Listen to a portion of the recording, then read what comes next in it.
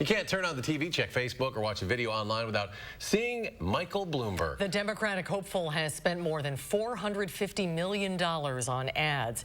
But just how accurate are his claims? Amy Reed has this reality check. A problem solver for president. That's Mike Bloomberg. A record on job creation. Fix the chaos in Washington and get things done. Mike Bloomberg is everywhere, telling his story. A middle-class kid who built a global company from scratch. Making claims about how he ran New York City.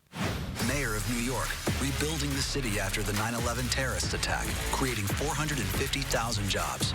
Rebuilding after 9/11, creating over 450,000 jobs and expanding health care coverage to 700,000 people. Let's look at those numbers. His claim that he created more than 450,000 jobs is mostly true, but needs clarification.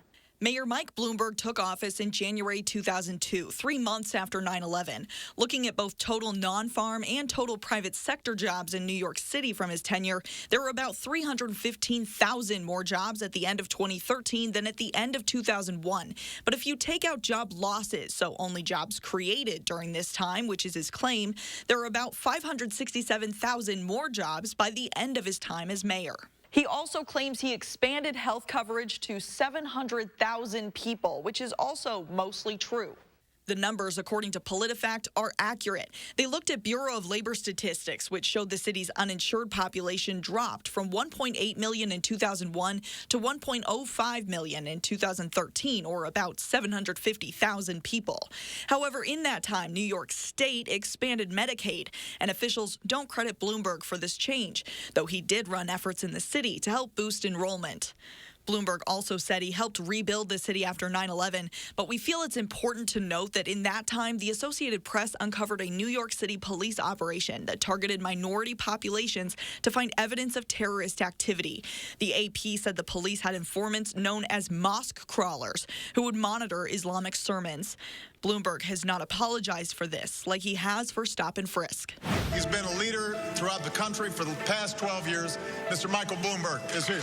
This ad shows Bloomberg's relationship with former President Barack Obama, but we wanted to make sure you knew Obama has not endorsed anyone for 2020. That speech snippet came from Obama's introductory paragraph when he addressed students at P-Tech in 2013. And this clip. At a time when Washington is divided in old ideological battles, he shows us what can be achieved when we bring people together to seek pragmatic solutions. That came from a campaign speech in 2008 in which Bloomberg introduced Obama but had not endorsed him. Because Mike Bloomberg is the only Democrat who can take on Trump, and Trump knows it. This headline Bloomberg has in his ad is legit. It comes from a Yahoo News writer, not someone from Bloomberg's campaign. His claim that he's the only one that can take on Trump, only time will tell. But a new poll out Thursday from Quinnipiac University showed him doing about as poorly against Trump in Wisconsin as any of the other candidates, 49 to 41%. Senator Bernie Sanders actually fared the best, 50 to 43% in Wisconsin. For this News 3 Now reality check, I'm Amy Reed. For a breakdown of some of Bloomberg's claims and a list of Amy's sources, head to our website, channel3000.com.